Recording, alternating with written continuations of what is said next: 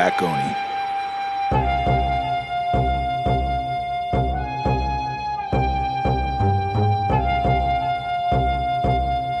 You're now listening to the Black Oni podcast.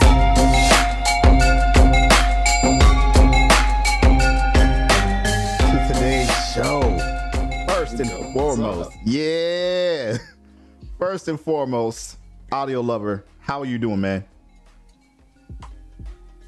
You just muted yourself, I think.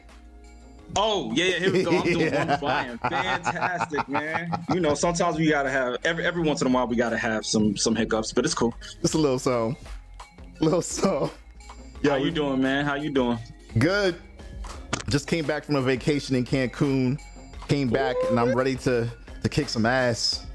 So you getting a little tan there? You know, get a little that good. A little bronze action. Bit of that sun. A lot of bit of that sun. Yo, this weather. Shit, bro. When I tell you, the humidity was beyond. Like, all right, yeah. We went to a resort, all-inclusive resort. It was super cool. Ooh, nice. Okay. There's two problems.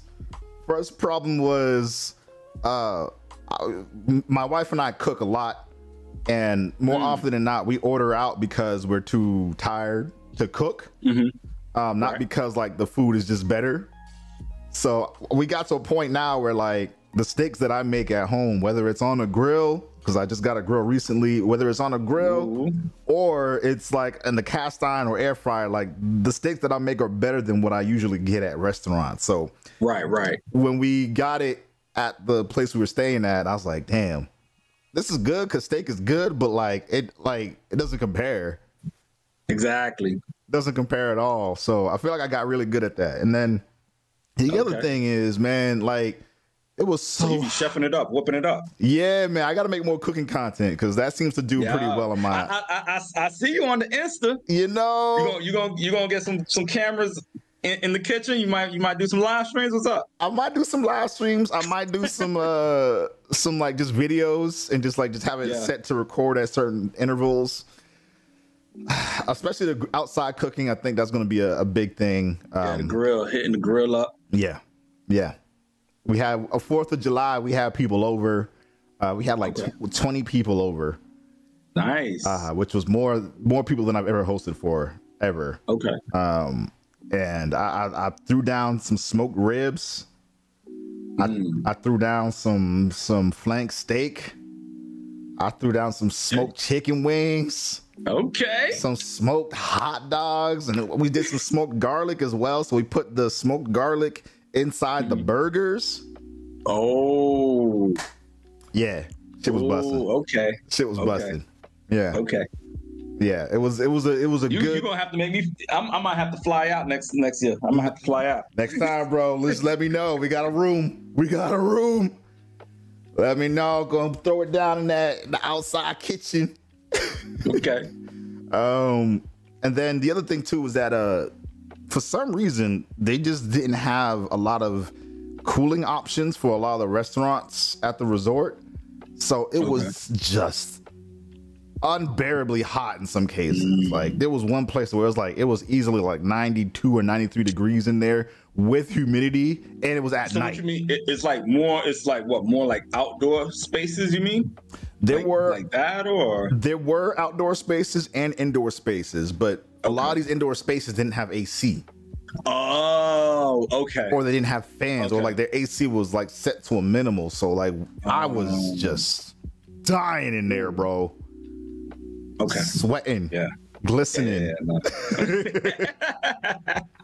But it was a wonderful time, man. We enjoyed our time together.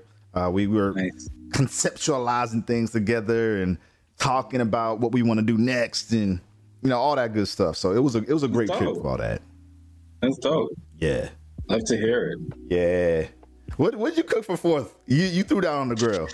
I mean, we mainly ribs. It was ribs. We some hot dogs too, but mainly ribs. Okay, that was like the main thing. Yeah. So how do you do your ribs? Do you smoke them or do you just grill them?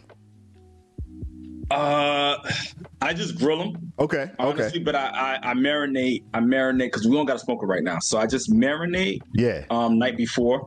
Yeah. And then we'll drop them in the grill. Nice. How long does it take to grill them? I haven't tried to do them yet. It depends. Like, you got to keep it covered. So, like, yeah, when you're doing them like that, you got to keep them covered. So it'll take, and I'll put it at like, to keep them like tender, I'll put them at like 300. Okay. No more than like 330. Okay. And it'll take about like 45 minutes to an hour, depending on the size or the amount. That's not bad. And then open it up, you know, start doing your thing with it. Start putting the sauce on there. Yeah. Yeah. Start doing your thing with it. That's what's up. And then I'll take another like, you know, 20, 30 minutes. But yeah, that's usually what I do. Okay. That's what's up, man. Look, smoking them ribs was over 6 hours, bro. So I know. But it's better that way, though. It's better that way. It is. It tasted like it was my first time smoking ribs, and the people who were over to have them, they were like, "Yo, this is better than Terry Black's," and that's like top 3, most would argue top 2 barbecue spots in Austin. Okay. I was like, "Yo, it's better than that," and I had some. I was like, "Oh shit, this is great." So yeah, that was a proud, you know, grill daddy moment. You know what I'm saying?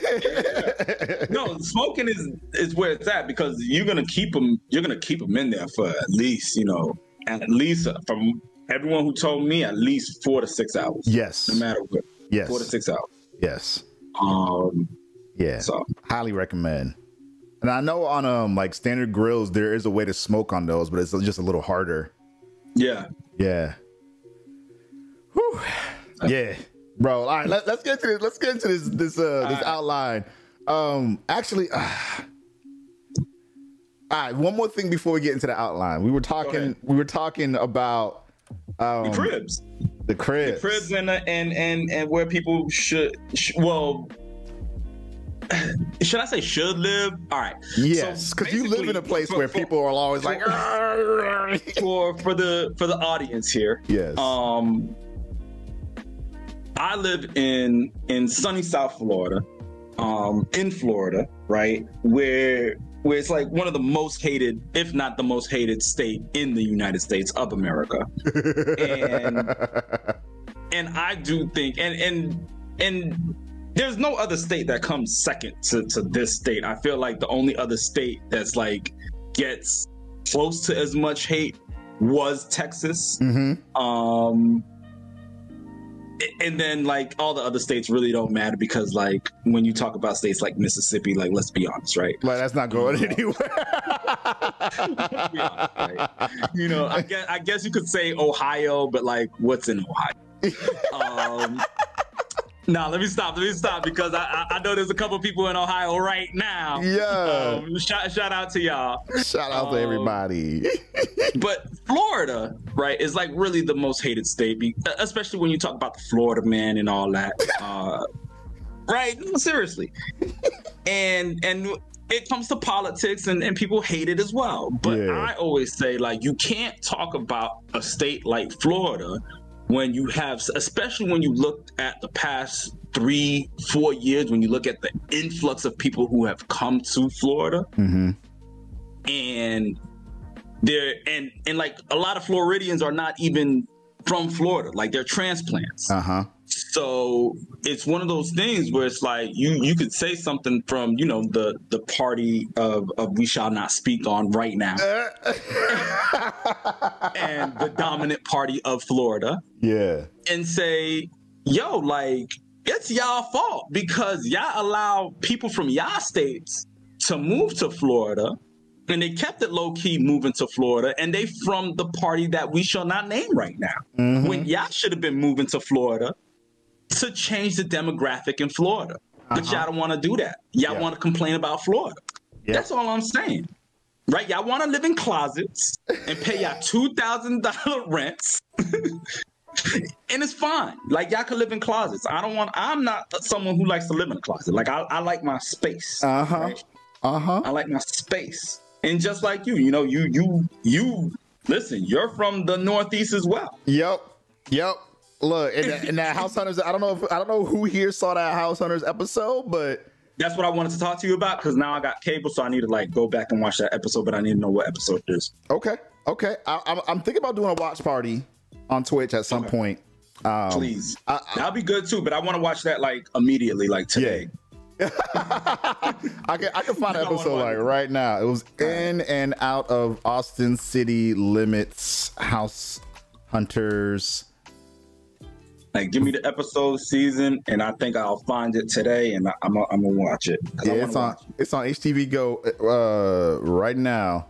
I'm gonna give you the link right now, just so, and I'm gonna give it to chat too. If y'all want to see the episode and you got HGTV or you got HBO Max. Oh, that's it right there. Boom. If you got HBO Max, it should be on there. What's going on, Callie? Long time no see. Damn. But Struggle Gamers, what's good? Yeah. But yeah, I mean, the way I see it as far as houses over here, listen, like I said, like right now, especially like since the pandemic, $400,000 homes going for like $800,000, $1 million right now in South Florida. Like in 2 to 3 years, like they just like that, like real talk. So and we're talking about like 3 2s, 4 3s, stuff like that. Like if you anything higher than that, man, 1.2 million, don't even ask. Don't even ask. That's crazy. 20 years ago, them same types of homes, South Florida, 300,000, 400 grand, 400, yeah. For a six, 400 grand. Yeah. Like you're talking about the 3 2, you're talking about like 100 grand, 125. Right? And that's crazy. There's some spots in the Austin area, like out in Hutto. One of my friends used to live out there, and she got her house. I want to say she got it in the 200s and was able to sell it for 400. Right now? No, not now, but it was like 6 years ago. Oh, okay. Yeah. See, that makes sense. Yeah, that makes sense. Like 200. I was even I'm talking. Well, I actually just before we got on. Yeah. I was talking to my barber because where I'm looking right now, I ain't even gonna lie. Like, there's not a lot of color there. Yeah. So I was talking to my barber. Yeah. And my barber is talking about, he wants to move or whatever. And I told him about the area. I'm like, listen, if anyone who wants to know, I'm not going to tell you the specific area, but I'll just say Southwest Florida. For anyone who wants to know Southwest Florida, I start looking and stuff like that. Even going along up into that Sarasota area. I'll give y'all that much. If y'all want to know, y'all could still find good houses for like 300, and I'm talking about like 3 2s, 4 3s, stuff like that. Okay. You'll find it there.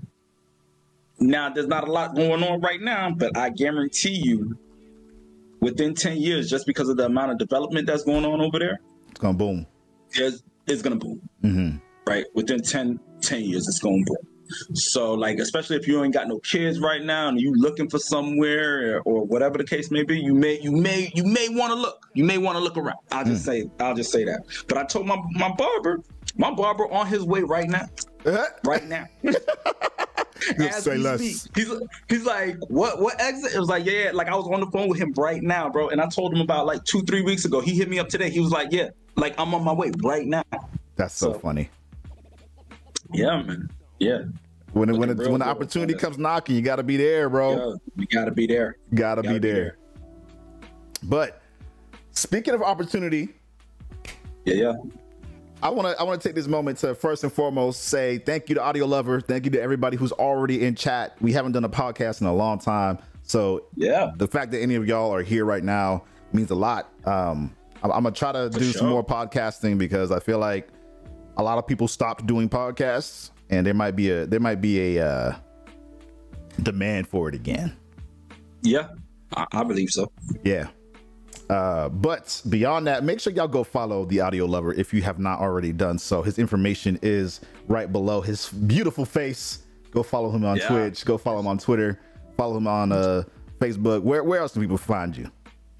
I'm definitely on TikTok. I think TikTok is probably going to be the new primary. And then of course Twitter. Twitter has always been the primary for me. So you always could get me on Twitter. TikTok is probably going to be like where I'm going to be. I've been thinking about it. I did like a video last month and it kind of like took off and I was like, oh, okay. Let me make sure. I'm pretty sure I'm following you on TikTok. Yeah.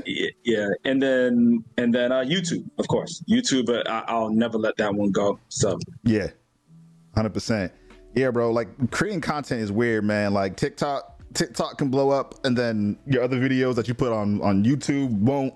Yeah, and then the other way around. It's like, bro, it's literally the same content. Like, what do y'all want?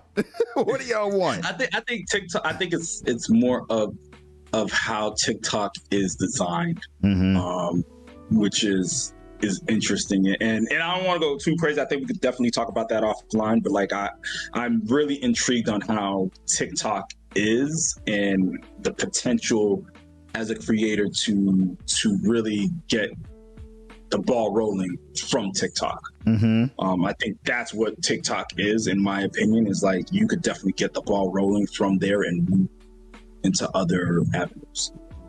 I got you. Yeah, dude. It's I feel like TikTok, a lot of it is based on, so like Twitch, right? It's all about like, it's a platform of habit. So people who are usually going on Twitch, they're like, I know I want to watch this person around this time. I'll watch this person. They'll tell me to go this way. I'll follow a raid, and then that's kind of like where my time on Twitch ends. Whereas on a platform like TikTok or even like YouTube Shorts, like you go on there, or YouTube in general, like you go on there, you search for topics, you search for things that you're interested to hear about, right? And then it shows you suggestions based on that. Or like you're just browsing through Shorts and it's just kind of showing you based on your history, right? Like no one's really doing that on Twitch. They're like, I'm gonna go to this person and then it's gonna bring me to someone else. Yep. So I think that I think Twitch, you have a predetermined place on where you want to go, especially with Twitch and to kind of already know, like with Twitch, I feel like you kind of already know either what category you want to look into or what person specifically you want to subscribe to. Where YouTube is kind of like, you know the topics you want to talk about or listen to or listen on, that kind of thing. And then TikTok is very, it's a little bit of that, but not as much. It's like you can just like start watching things, right? And you'll go down a rabbit hole. Exactly. The Twitch needs its own rabbit hole feature. Like that's what it needs at this point. You'll go down a rabbit hole. Yeah. Yo, speaking of rabbit holes, talk to me. What game? We're going to get right into our icebreaker. Yes. What game in recent memory made changes that were universally accepted as terrible? And this could be a live service game. This could be a sequel. This could be, or even not even terrible, divisive, right? Anything that was accepted as like a divisive game or divisive change or divisive patch.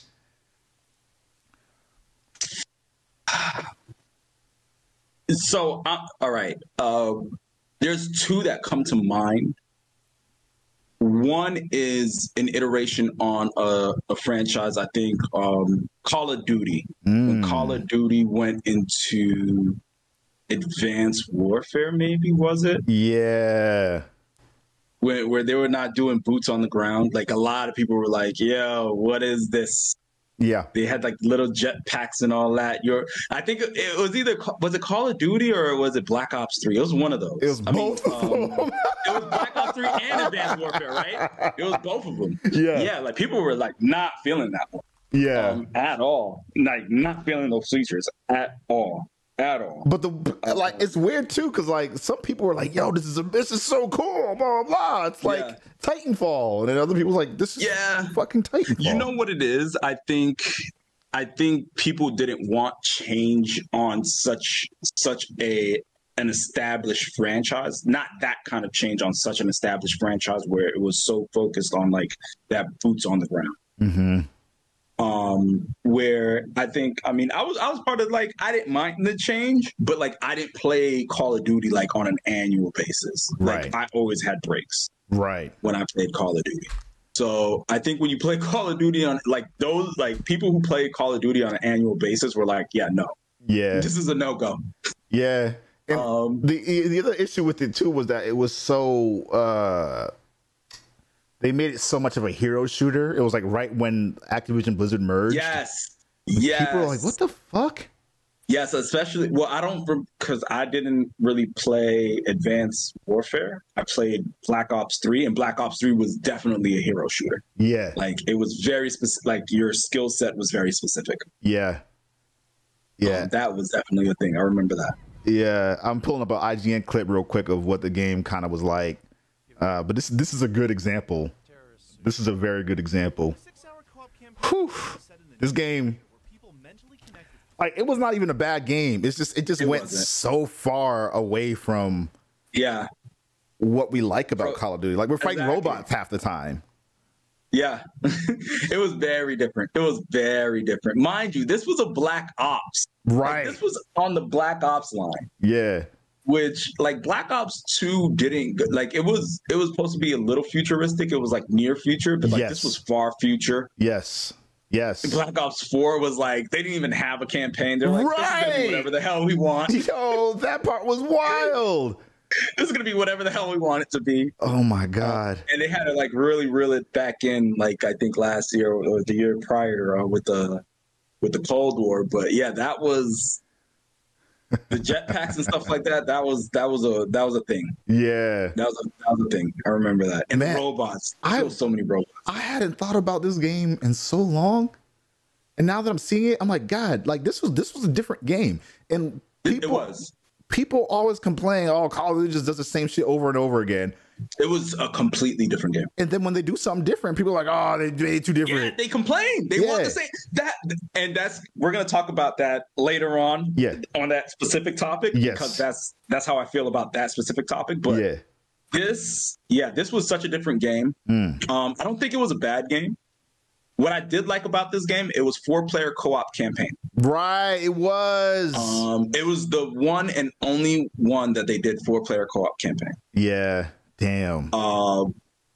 Which I thought was going to be good, and I thought would have rejuvenated the campaign experience. Yep. And like they just dropped campaign altogether on the next iteration. They did, and I'm so confused by it. I was like, oh, okay. Honestly, if they made like Modern Warfare 3 and they made it like a 4-player co-op game, like it would be dope because we have the raids in Modern Warfare 2, but how is that? How is that? It's hard to say. It's pretty interesting, pretty good. I think the thing that's throwing me off about it as much is the fact that when I played it, I was playing with somebody in the community and their microphone was real bad. And you need to communicate for it because it's like it's got certain things. I mean, it's a raid. Yeah, it's a raid. Yeah. So I was like all raids. If you don't have that, then it gets Once real. You name it a raid, you need to communicate. Like that's what that is. Okay. Yeah, I mean, I'm interested. Like I said, I haven't played a Call of Duty in a while. I don't play annually. Yeah.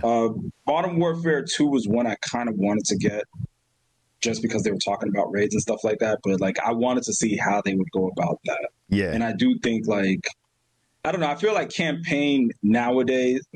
Anyway, I'll touch on that later. But especially like Call of Duty campaign, like I feel like not a lot of people touch that.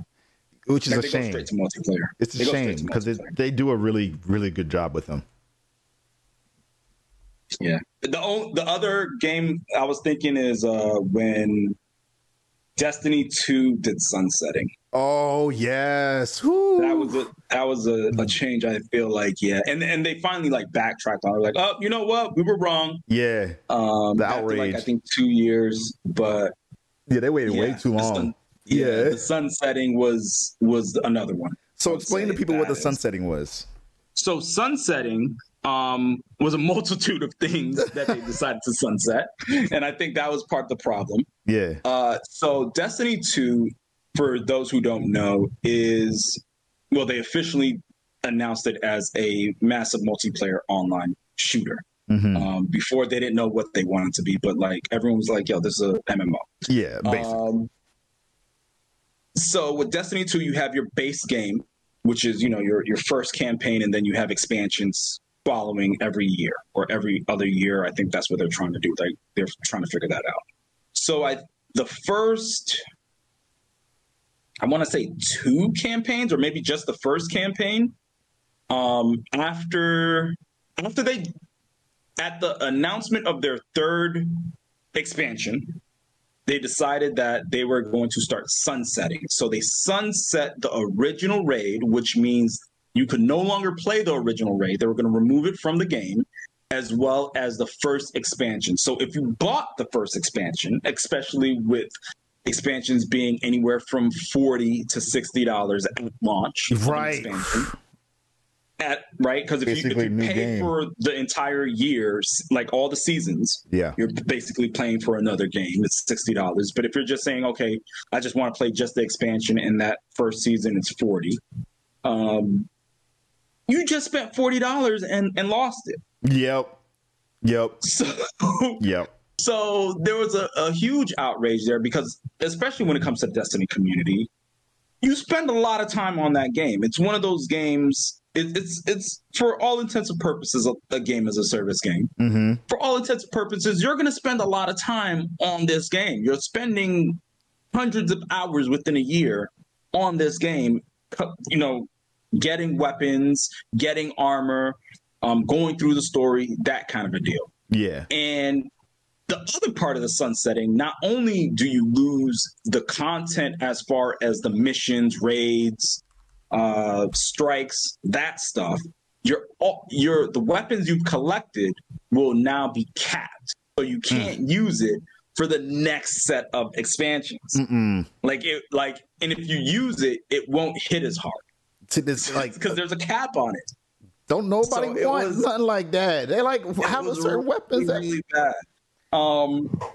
Now, part of me understood why they were doing the sunsetting, and I got it. Why? Well, part of it was because of file size. Part of it, like, for all intent, it was legitimately like that. And I think, in all honesty, I think that was like the biggest thing that they were looking at was file size. Yeah. Okay. Because Destiny is a big boy. Like, even right now, it's at 100 gigs on my Woo! Right? Is it taking that much of mine too? Goddamn. Like on my PS5, it takes up 100. Yeah, it's a big boy. Oh my It's a big boy. I mean, like, I was looking at these games. Like, these games are huge. Like, Division 2 is like 100 gigs. Like these games are huge, especially when you're talking about expansions. So I understood the logic there, right? But at the same time, I don't know. I don't know if it made sense because of the investment. Yeah. That you're putting into that game, and the commitment you dedicated to not releasing a Destiny 3. And I think that's part of that, right? Because you could kind of circumvent that 100 gig and kind of start over with working on just SSD material, which that's a whole nother thing, because I think part of it being that big is because you're still allocating for those people who are not on SSDs, right? Yeah. So your textures and all that is just, it's going to be massive. Those games are massive. Yeah, they are. You look at a Call of Duty, man. Call of Duty, I think it's sitting at 132 on mine. Yeah, because of Warzone, because of regular multiplayer, single player, DMZ. It's heavy. Yeah. Those games are heavy. Yeah. Yeah, it's a lot. Yeah. What are your thoughts on these changes, or what games that you think made some really bad changes? I want to say the game. I wouldn't even say it's a bad change. It's just a controversial one. Okay. Which was a sequel. So, The Last of Us 2. Okay. Did you play Last of Us 2? Yes. Yeah. Yes. So I have gripes. Yeah, right. Right. I have gripes. I think most people do. I have gripes. But it was not to say it was a bad game. It wasn't a bad game at all. It just had things that made people feel some things. Yeah. And they're fair criticisms, fair acknowledgments of the situation, but at the same time, like, which ones are you talking about? What mostly story related. Okay. Mostly story related. With regards to things that happen towards the end, especially. Decisions that Ellie made in terms of her hunt for vengeance. I feel like there's been enough time for people to have gotten to understand and know what it is. I'm gonna say this, no spoilers, no real spoilers, but like I'm not doing all that and still committed at the end to do that. Like, right. We are not doing that. Like if I went through all that in San Monaco, wherever we were, right, just to get to you, to find you there in that way, and then just be like, you know what, make the decision to still do that. Yeah, bro, it's either I'm leaving you up there and laughing hysterically because like I'm delusional at this point. At this point, right? Like, of course, of all the things that happened, this is what was going to happen. Right? Like, this is how I find you? Okay, dog. Like, I'm like, if I really feel like, yo, ha ha ha, like I got the last laugh. Like, ha ha. Exactly. Ha, ha, ha. Right? Yes. I'm not doing all that to like help you out and be like, nah, we still gotta finish this. No, there's no way in hell. It's two things. Either I'm leaving you there or I'm taking you off and we're good.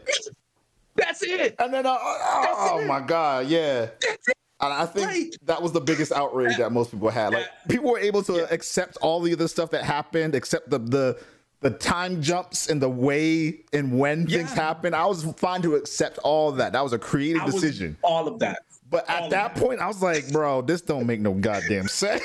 There's no way. You gonna tell me?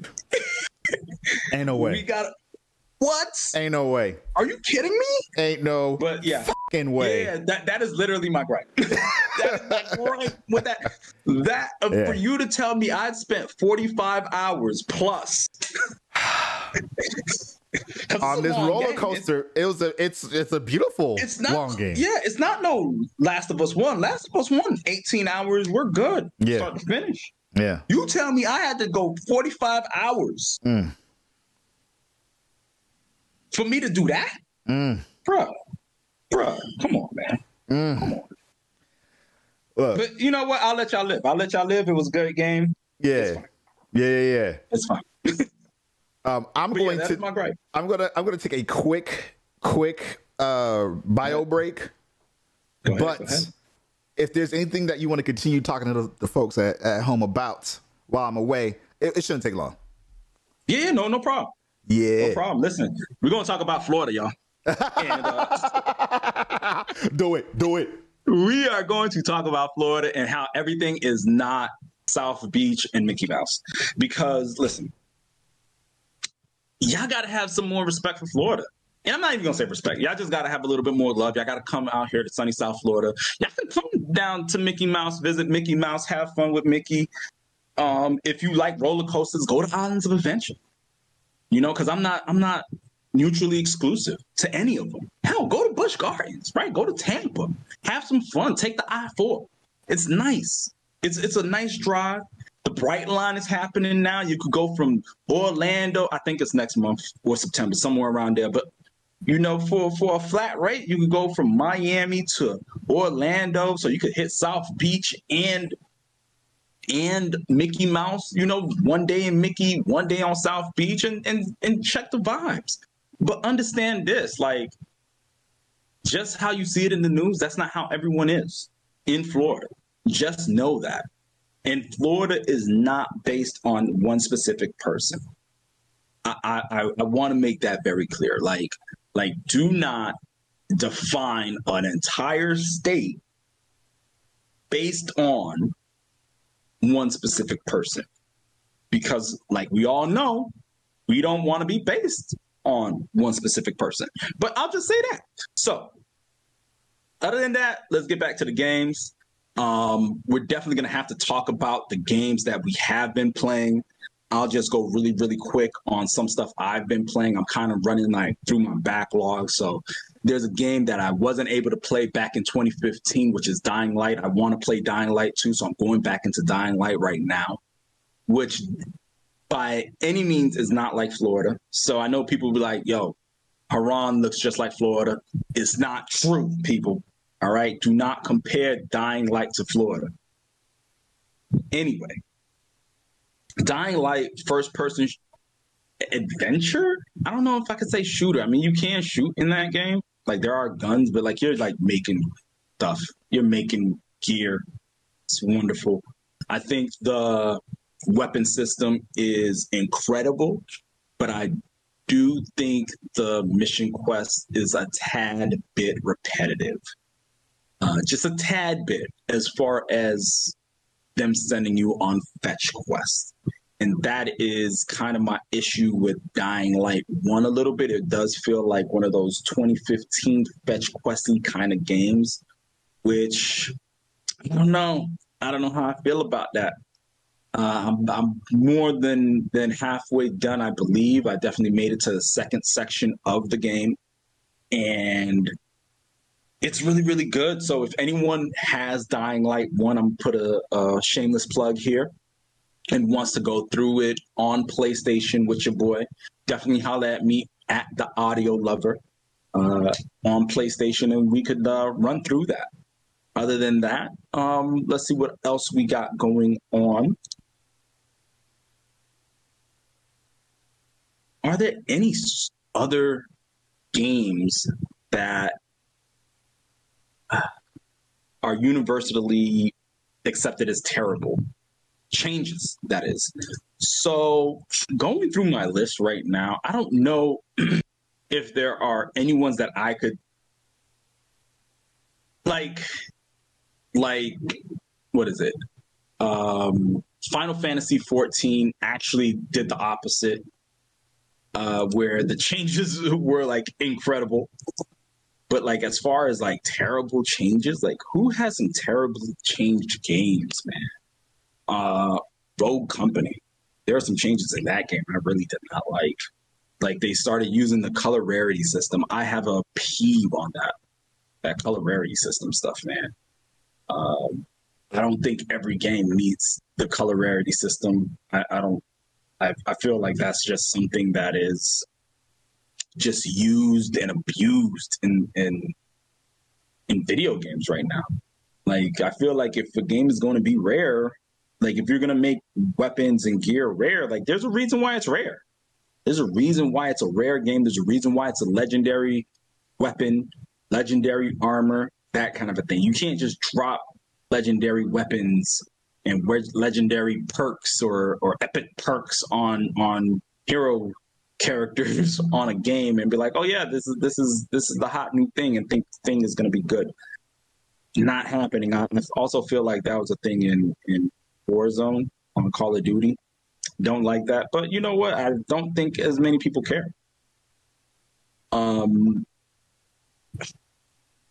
Let's see what else. Ooh, controversial take.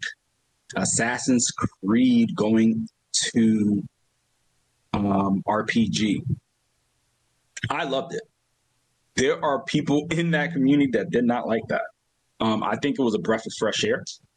I think it's something that they needed to do to shake things up a bit, and it made sense.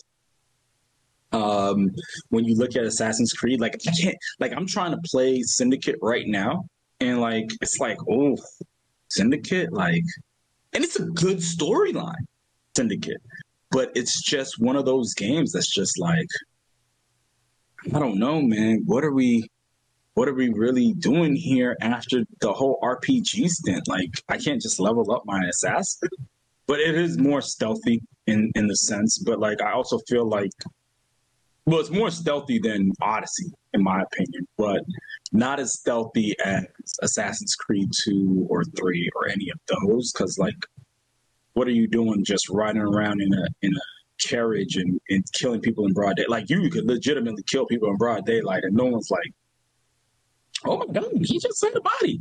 Like the NPCs are wilding the hell out over there. So I don't know, man. That's one of those things. Let's see, what else can we talk about while we wait for our gracious host here? the change. You know what? Let's switch gears on games to franchises, and a terrible change, I think, is the Fast and the Furious, which is, even though like I'll always watch Fast and the Furious movie, like that's my thing, but listen, man, Fast and the Furious, like you can't just go from street racing to be super spies. Like, what are we doing here? At this point, I need like an actual Fast and the Furious game, not that spy racer stuff, which I may or may not play, but we'll see, because it is on PlayStation Plus now on the extra. But I digress. Fast and the Furious, and here comes our gracious host, and let's tell him we were just talking about Florida all this time. What I miss? No, I was just going on a rant. I mean, well, I was definitely talking about Florida, but then I went on a rant on like other things, game related and non-game related, as far as terrible changes such as Fast and the Furious going from street racers to being super spies. That was definitely a terrible movie mechanic. Yeah, I mean it's a natural progression, right? Mechanic. Staying on the format of the topic here. Yeah. Damn, bro. So, like I haven't watched a Fast and Furious movie since 3, 2. Yeah. Listen, I watch all of them. I'm part of the problem. I'm definitely part of the problem. Okay, like so let me ask this then. Since you've watched all of them,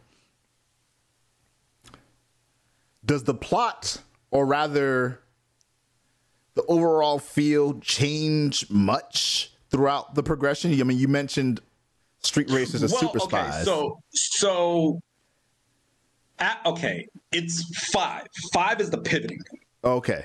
So if you wanna know how they got here, it's because of 5. Okay. And if it wasn't, could it handle Tokyo Drift song? Because if you watch Fast and the Furious 1 through 4, 1 through 4 is still their, I wouldn't say 1, 2, and 3 is still street racing specifically. Okay. 4 is 4 is Tokyo Drift?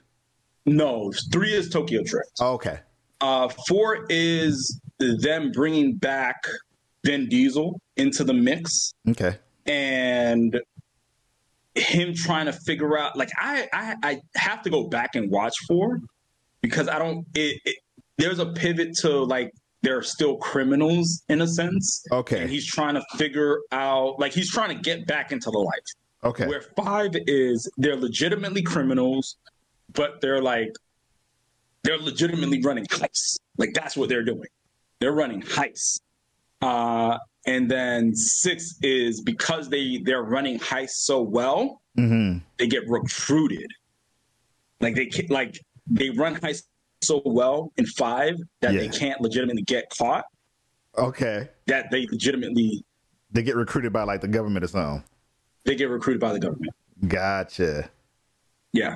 That and that's how it pivots to where we are now. Gotcha. But the ridiculousness of it is not them, and it's not even them being super spies, in all honesty, because like I mean I could see it. It's how they become super spies in the sense of like the stuff they're doing, like jumping through buildings with a car. Like the ridiculousness of that is what makes Fast and the Furious at this point. Or going into space with a vehicle, with a car with rockets on the back. Like, what are we talking about? How did we get here? How did we get here? So I've been instructed to watch the video of Vin Diesel dancing to Katy Perry Dark Horse. Yeah, I see it. If you don't watch it right now and be disappointed, okay, look. This is from 9 years ago, though. I can't put the volume up because I'm sure it's going to get DMCA'd or some shit. Yeah. I'm sure it is. Vin Diesel, man. Oh my God. Which is kind of crazy because I think he was done with the like he didn't want to be part of it. Oh, so he was checked out of the franchise after the first one because he wasn't in 2 or 3. Damn. Yeah, like he was like, I'm good. Interesting. And then he came back at 4. Yeah. Like now, was that before or after Bloodshot? Oh, definitely before. Okay. I think his big thing at that would have been the Riddick trilogy. Yeah, Riddick was cool, man. That was a cool movie. I think it was the Riddick trilogy. Yeah. You know what? I need to watch that. I've never seen the trilogy. I saw Riddick 1. I didn't see the other ones. And I played the game. The game on Xbox, bro, so good. So good. I didn't know. See, here's my thing, and I think this is the only reason why I never watched Riddick. And like I was like, I want to watch Riddick, but like the reason why I think I didn't watch it was because the original movie was pitch black. Yeah. Oh, yeah. You're right. Right. So when they were like, I think it was Chronicles of Riddick, which was the second one. What the fuck has been? Sorry. Yeah, I'm watching it too. So, and I was like, oh, this is a sequel. And I was like, okay, I wouldn't have known. I didn't want to rent it from Blockbuster, and I couldn't find, and it wasn't like on TV at the time. I think now I could probably watch all 3 on streaming. Yeah. But like at the time, damn, that's crazy. That looking was back. out. Yeah. Like I couldn't find it for me like to not buy it. Like I didn't want to pay money. Yeah. To watch Pitch Black. That was my thing, and that's the only reason why I never watched it. That's fair. That's totally fair. So, yeah. But we could definitely jump into what we've been playing really quick and then go to the meat. Yes, please do. And you kick it off. What have you been playing? Because I know things have been crazy on your end. Finding time to play is different. Finding time to play is different. But also finding things to play is I haven't been able to play anything new because of my circumstance. And because of the backlog, honestly. Yeah, so it's going to the backlog at this point. And I've actually been playing Dying Light. Which and I told the community, the chat, this while you were out, is a good game. Dying Light 1 or 2? That came out 1. Because I want to play 2, so I went back to playing 1, and I didn't get a chance to play 1 at the time, even though I bought it that time. Yeah. It was like I bought it while I was trying to finish my undergrad, and then I think after my undergrad, Destiny happened. Yeah. Still, so like I was still running through Destiny. Yeah. But Dying Light 1 is an interesting game because it's one of those 4-player co-ops, and the controls are totally different than any other game. Yeah, they are. They are. Like like you jump with your bumpers. Yeah. Which when you're playing it, you're like, all right, I kind of understand because you're jumping a lot. Yeah, you're jumping a lot, and you got to be looking around a lot while you're jumping. Exactly. Yeah. Yep. Yeah. And it's not necessarily a shooter title. It's more of it's very melee focused. Like you do have guns, but like you have to progress a little bit for you to even get like anything that's relatable to a pistol. Yeah. So it's very different. I think the weapon mechanics are incredible. For me, I felt like the story was a bit repetitive as far as how they made you do fetch quests. Oh yeah. And that was like my gripe a little bit. But other than that, it's a really good game. Yeah. Yeah, I agree. Really good game. I agree. You ever got to beat that one? I beat Dying Light 1.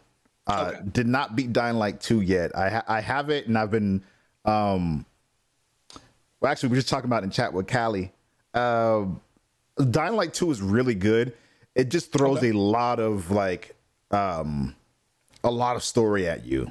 A lot of it. Yeah. And it's a good thing, but if you're playing with other people, sometimes people are impatient and they want to just like move past that and not paying attention to any of that. So the times that I played it with other people, they were like that. So I was like, honestly, that's the biggest reason why I haven't finished it yet is because of that. But I want to like, I'm probably going to like play through it solo or play through it with people who want to experience the story too.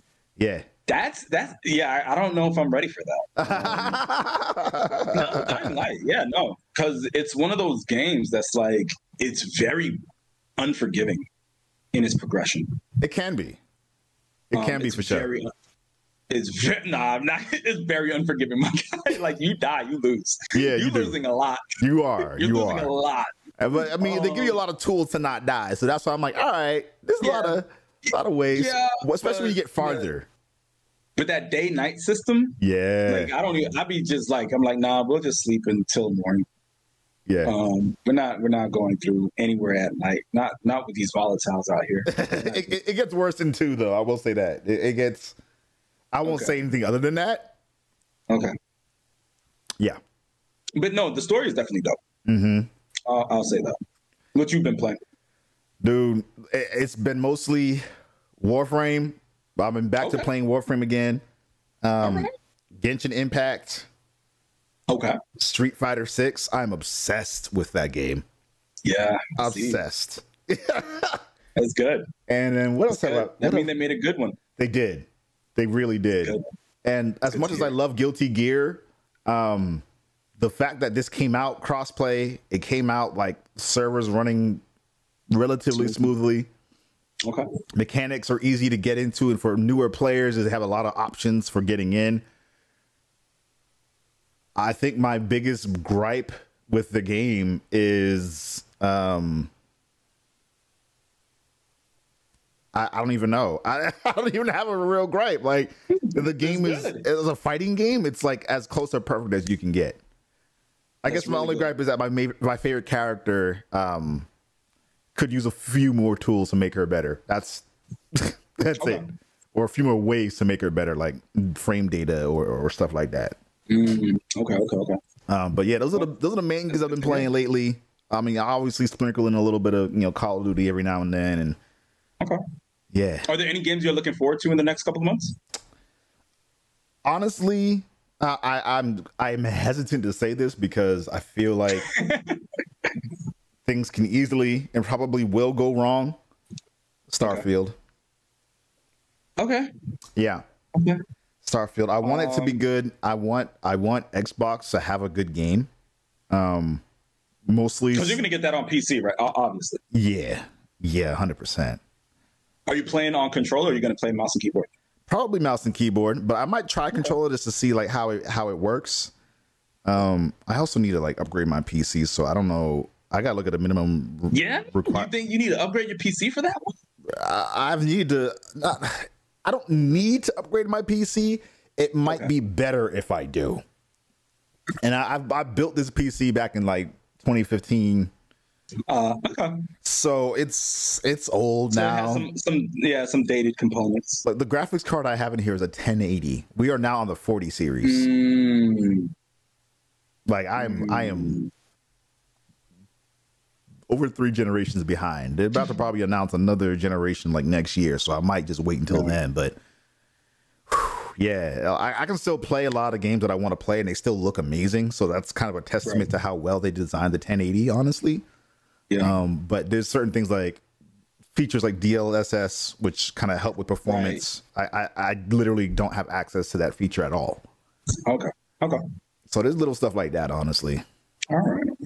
And now that I know more about PCs, there's ways I know I can optimize this build and make it even better. So, yeah. I'm kind of looking at Starfield as well. Yeah, that's the game you're looking forward to? If there's any game, I mean, you know me, man. I love a good space sci-fi. Yes. If there's any game that I would get this year, if I could get this year, that's the game. Yeah? That is the game. Not Spider-Man 2? Nah, not over Starfield. Not Fair enough. Yeah.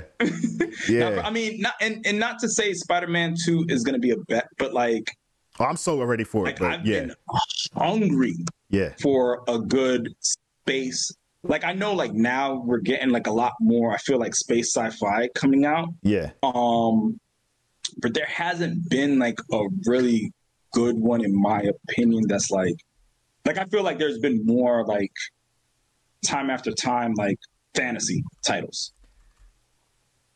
fantasy, whether it be urban fantasy like your Harry Potter, or like just like straight up fantasy games. Like I think like when you're talking single player, like it's been like heavy fantasy, if not shooters, right? So having a space sci-fi and be it this kind of space sci-fi, like I'm disappointed it's not going to come out on the PS5. Like I'm down. Like I gotta actually play a game on my PC. Right. I'm not. You know, for the crowd, like I'm not really like a PC player. Like and not to say PC gaming is bad. It's just like I like to sit down on a couch and have a controller. Yeah. Like I spend too much time at a desk. So like it's I different. feel like it's like, you know, you're gonna play a game. Like I spend too much time at a desk that I feel like, yo, I gotta work, I gotta do reports, I gotta do this, that, and the third. So like when I get on a controller, like I know, like, yo, I'm playing. Yeah. And like my family's not even asking if I'm playing. Like they know I'm playing. Like now, like they're like, "Are you doing work?" Like even I'm right here doing, you know, and like it's work, but like, yeah, you know what I mean? Like if I'm doing something on a computer, like it's automatically, yo, it's work. Yeah. So, but yeah, I'm very interested for Starfield. I think it's gonna be good. I mean, I know it's gonna have bugs. A game this size, it's 100%. gonna have bugs. It's gonna be crazy. Like it's gonna be buggy. Yeah. Do I think it's gonna be at the level of Cyberpunk 2077? Hopefully not. It probably will, honestly. I mean, because Cyberpunk was less buggy than most of Bethesda's releases, to be completely fair. I mean, but Cyberpunk had a lot of issues, so that's saying a lot. So, yeah, there's that. And also, like, there's only so much that they can test for a game this big. So we're gonna find all kinds. Like, I found a bug, or maybe it's not a bug, maybe it's a feature, in Street Fighter, where it was like, yo, everyone's like, yeah, if Blanca's just spamming you with Blanca Ball, just DI it, just drive impact it. And I did that on stream. I just put a video out about it. I did that, and it just doesn't work using Chun-Li. So I'm like, yo, is this like a character specific issue, or? So there's even in a game as like tight and centered and focused as a fighting game, you'll still find like random weird shit. Right. So that's always going to be a thing. I don't know if there's any other. Yes, Spider-Man 2 is probably the other one I'm really looking forward to coming out. Okay. I thought there was another game that, well, of course, Metal Gear. I don't know when that's coming, Metal Gear Delta, but I'm super ready for that shit. So ready. Remnant 2 comes out in a couple of days. Yeah, I have played Remnant. Remnant 1 was really good. Hopefully I can get a code for Remnant 2.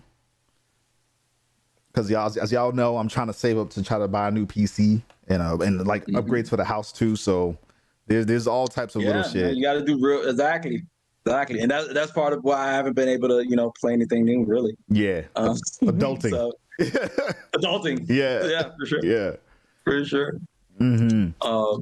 But in terms of the next topic, though, all right. So this episode is called Lashin' Out, right? Yeah. And our icebreaker was about kind of the fallout and the backlash of certain games making decisions that kind of piss the community off. So I brought it up because Diablo 4, their season 1. Oh, people got really mad. They got so upset. And so I want to run through this article real quick to kind of show people. This is just one example of an article talking about it, but nerfs and updates 1.1.1 and beyond. Today, Blizzard hosted a campfire chat live stream about Diablo 4, focusing on the recent update 1.1.0, which caused quite a stir within the community. And then because of that, they're planning not to do an update like that one ever again. For context about what actually happened, why this is even a issue, the nerf of vulnerable damage was done because it's far more potent right now than the developers want it to be, so it needs to be brought back in line. Developers understand that this can be disruptive to players who have found a certain play style because of it. And at the moment, vulnerable damage is a must-have stat. And the game would have been better if it wasn't. But if the game isn't fun in the process of making the changes, then it's a failure. So I don't even remember what the actual, like the full list of changes were to make everyone so upset. Let's see. Game director Joe Shelley and associate blah, blah, blah, developers know that reducing player power is not a great experience. So what they're basically doing is making players just weaker than they that's what were. I saw. Yeah. And I'm sure there's like a more detailed breakdown of like everything that gets affected by it. And I understand you don't want to like, break the game and make it like, totally overpowered. But does Diablo have a PvP component? Or is it just PvE? Technically it does, but it's not like people aren't really engaging in it like to the point where they need to adjust the entire game based on that. Like they could make PvE only affect PvE, then when it comes to PvP have specific sets like in Destiny, right? Like weapons work differently in PvE versus PvP, so they could have literally just kept it in that same line of thinking. And Callie was saying in the chat, this is pretty typical of Blizzard. Unfortunately, they give us something great and then they're like, nah, that's too powerful, and then they nerf it to the ground. Yeah. And not a lot of people are happy about that, because it's a like Warframe. I keep bringing it up because it's a phenomenal game. They'll sometimes make a mistake of making something too powerful, and then they'll be like, all right, actually, we're going to center the rest of our content around making sure you feel like this, because it feels great. It feels like, an evolution of movement, an evolution of damage, an evolution of like, melee. Yeah, I mean, I feel like if they make one thing too powerful, you just bring up, you should like raise everything up a bit instead of like bringing that down. But like, I'm not a dev, so it might be easier for them to do that. Who knows? Yeah, I don't know. I'm not a balance operative for game studios, so I don't know just how bad it can get. But if the feedback from the community is this significant, that's something that you kind of have to look at, and it plays into another topic that we'll talk about very shortly, which is with regards to live content, right? Yeah. So we'll switch to that since it's like a perfect segue, right? Like, Gundam Evolution just got the axe. They're shutting down their servers in November, I think. Did that one just come out this year? I don't remember if it was this year or if it was last year. Yeah, Gundam Evolution release date September 20th, 2022. So like at the end of last year. It'll only have been out for a year and 2 months before it completely shuts down. Okay. And what are your thoughts on this, or in general, like,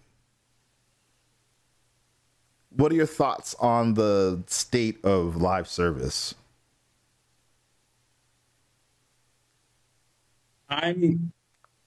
I'm going to be of the silent majority here, and I think live services are great.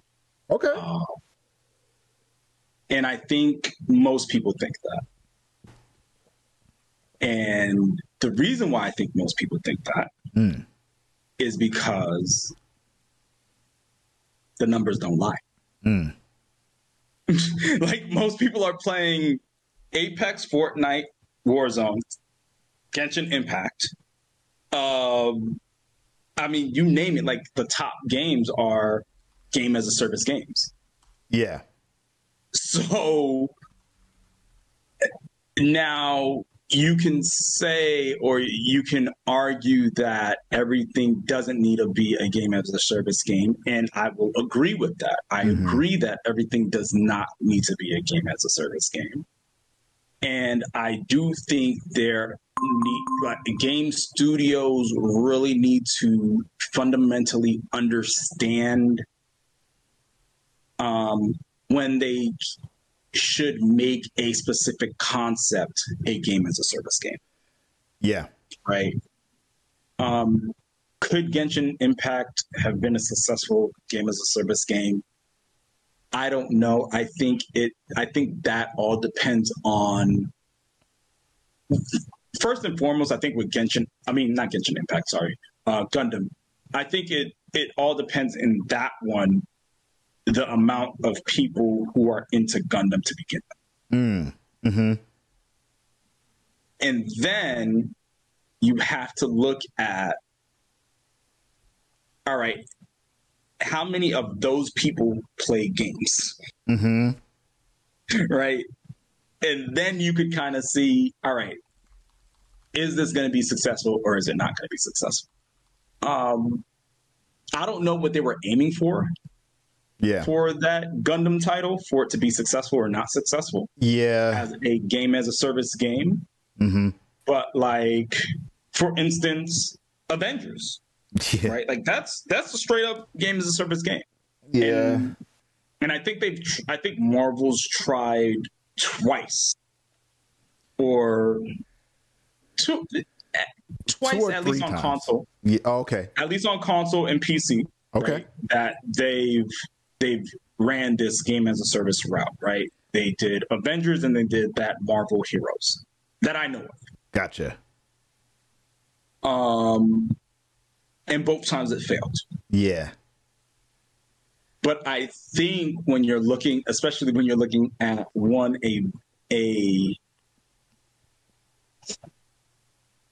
I don't know, that one was kind of hard because when you're looking at superheroes, DCUO is still thriving.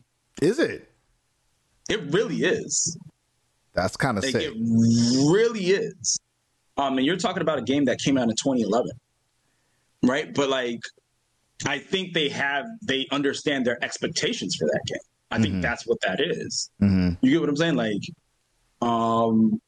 so part of it is, in my opinion, is setting expectations on what you want to achieve as a game as a service. Yeah.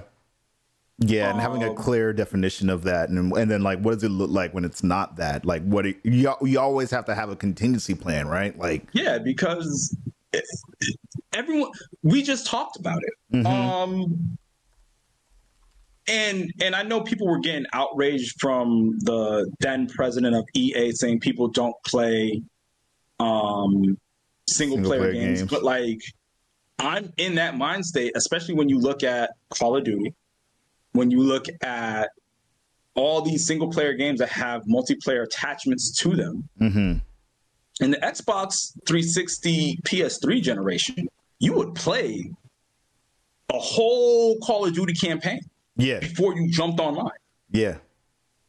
Bro, now no one's playing a campaign. Hell, they're barely playing the multiplayer. Yeah. Like, people are on Warzone. Yeah. Yeah. Like, let's really talk about it. Let's really talk about it, bro. So I feel like it's fake outrage in a lot of the sense. In some sense. But in a lot of the sense, I feel like it's fake outrage, bro. I feel like, so the issue becomes more so like you mentioned before, every game is now trying to become a live service game. So like if now all...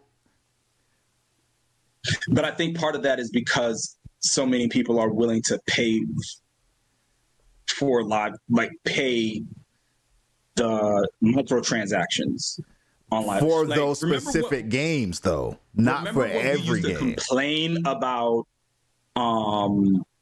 expansions in Call of Duty. Yeah, and we used to complain about before microtransactions, bro. Yeah. We used to complain. There were things we used to complain about in the late 360, early PS4 era. We used to complain, and we should have, because to be fair, like it like paying for map packs, for example, that was bullshit. But guess what happened? But guess what happened? Okay, for instance, what was one thing we would complain? You're right, map packs was right. Yeah, and I think that's still a thing, though. No, for most of they just release.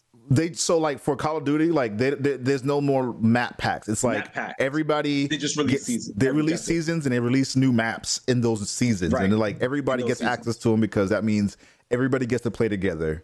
But instead now, like you said, they got microtransactions. So, but it's all cosmetic stuff. So it's like this kind of fun stuff that you can add to kind of enhance your experience, but as a visual enhancer, not like everyone's doing it. I mean, which is fine, honestly. Everyone's doing it.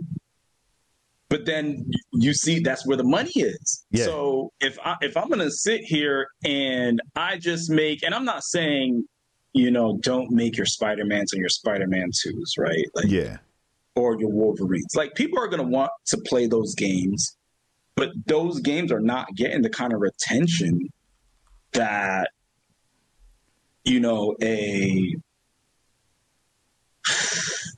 what's a hot MMO right now? A hot game as a service game right now? Well, I can tell you right now, I have a top 10 list of games from Twinfinite that are the most popular games right now.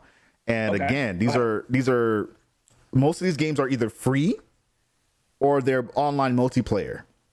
But that's just the thing, right? It's the accessibility factor. And that's a really big part of how a game as a service can work. Like, if you make, we're going to use Avengers again. Avengers, a games as a service game. It's a $60 title, and in addition to it being a $60 title, it's a game that needed more time to flesh out its games as a service kind of structure. Do you think if they went free after the 2-year mark, it would have had an influx of players? I do think so, but I think more important than that, it needed to have the content to back up to back that up. Yeah. So like you could make a game, like a game free as all as you want, but if you don't give people a reason to kind of like keep playing with it, that's the thing. So like these single player games, their objective is to make this self-contained, and sometimes it'll have DLC, sometimes not. Yeah, it'll be its own kind of product, and then like it has a finite time where they expect you to stop. With live service, they don't expect you to stop. So they don't. As much as I love what you're saying about it too, when you then dilute that whole pool of like every game now has to become this, it becomes this question of, all right, I only have so much time in my day. Right. Where do I put it? That. Yeah, I get that. Yeah, I get that. Right. And I agree. But I also think like with the games as a service, and I want to go back to the point of what is the expectations? Mm-hmm. Because it's two things. You're absolutely right. You only have 24 hours in a day. Mm-hmm. Bro, like how much are you going to, how many games as service games can you play? Right. And remember, I talked about this, right? Like, I'm like, I play 2 regular games and 1 game as a service. I can't do more than 1 at a time because what the hell are we doing? Right. But I have a wife. I have kids. When you look at these games as a service games, who are they catered to? Right. Right. Like when people, like, my biggest peeve 2 years ago was when people were complaining about GTA 5 being released again. And I was like, that's fine. You could complain that you played GTA 5 and why do you need to play GTA 5 again? But GTA 5 came out 10 years ago. Yeah. That release may not be for you. That may be for the 7-year-old who's now 17. Right. Right. That's fair. That's a fair thing to say. They just tapped into a whole new market. Yeah. With the same game. They pulled a Capcom. Release the same damn game again. And when you release games, and same thing with Skyrim, right? Like you tap into a whole new market with the 10 years later. Like, if it's that critically acclaimed, why not? Yeah, that's fair. That's fair. And the people just like games as a service, people are not every my thing is, I think there are in that bracket, in that younger bracket, there are too many people who are stuck on the Fortnites and things like that may not be willing to transition into another game. Yeah. And so I'm looking at this top 10 list right now, and like literally at the very bottom. Wow, PUBG? Yeah, I was shocked to see that. Now, again, this is from Twinfinite, so I don't know how they're getting all of their information in terms of like the top 10 most played games in 2023 ranked by average monthly players. And so let me see. You know what? Is this counting mobile as well? See, and that's what I was about to say, because I'm surprised but not surprised, because PUBG Mobile is huge. Like, it's ridiculously huge, and not just in America. Yeah. Like, PUBG now once again ridiculously. Could be the game's player base is overwhelming on mobile, so they are counting mobile as well. Yeah. Mobile, they're like, when I tell you ridiculously huge on mobile, ridiculous, bro. Like, interesting. Ridiculous. I might have to jump back into PUBG and start playing it again, honestly, because I haven't played in a while. And I'm not surprised. I'm not surprised. I'm surprised, but thinking. Well, I mean, thinking about the mobile market. America's is not the mobile market. Right. Like, America's is still, I think, console PC. Mm-hmm. We have moved into mobile, and when we are in the mobile market, we're on like Candy Crush. Yes. Right. Yes. My wife loves Candy Crush. She loves it. Robux, also, yes, the mobile market, because my kids are all up in Robux. Yeah. Fortnite, of course. We already knew that was going to be on the list. I feel like Minecraft. Yeah. Roblox, my guy. Like, I don't know. Like, I know that two, but I feel like that 2 and 3 is, I don't know, unfair. I mean, you know what? It's a number. This is 210 million. This is 240 million. So the numbers don't lie. Maybe I do think maybe there's a lot more older players on Fortnite. Yeah. But I don't know. Because, bro, that Roblox. That is something else. So what? I did not understand that. Fortnite is doing what Roblox is doing, where like people are making their own mini games in it. Yeah, I see that. So I think that's the reason why. Like I was babysitting a friend's kid down here, and we were playing together, and he was like, "Yo, let's play Fortnite." I was like, "All right, cool. I'm ready to go into some battle royale and start fucking some people up. Let's go." And he's literally playing prop night, and like all these other platforming mini games. I'm like, what the hell happened? Right? Like yo, Toastman, like the power, bro. I think I probably spent like $300 on Roblox. Damn, for sure. Yeah, 100 a kid for sure. Yeah, for sure. Minimum, easily. Easily. Yeah. I can believe that. For sure. I can 100% believe that. Christmas gifts, birthday gifts. Yeah, for sure. Yeah. For sure. Like I didn't understand when people were like, microtransactions and like my kid spent it. Like my kid doesn't have access to my wife's account though, because like I don't know how they got access to her account, but yeah, they got access to her account. That and Zepeto. Zepeto is a low key one, but like, yeah, those Z-Bucks and those Robux, easily $300. Damn. Easy. That's real. And that's real. Yeah. Minecraft being up there is pretty not surprising as well, because people have been trying to get me to play this game forever, and I'm just like, I just don't have the desire. What's surprising to me is that it was the low poly graphics. Like, I didn't know between that and Roblox, both of them. Yeah, I didn't know that was gonna pop off the way it did. Yeah, like like you're telling me that these kids graphics was gonna be a thing. Yeah, I've been trying to get away from low poly graphics as much as I can. Like, I grew up on that shit, and I was like, bro, I'm ready for something new. Right. I'm ready to see fingers again. That was a thing. Like, that is surprising to me. That is surprising to me. Mm-hmm. 100%. Damn, crazy. But yeah, listen, but like games as a service, man. Yeah. And I think because of like your Fortnites, your Minecrafts, your Robux, I think that is going to change gaming, because first and foremost, the way I absorb news content is based on my age group, right? So my age group is complaining about these game as a service games, things that, my nephew just turned 18. I remember when I gave him the 2018 God of War. My man played that thing for like 2 hours. It's like, where's Fortnite? Where's Fortnite? Like they're not trying to.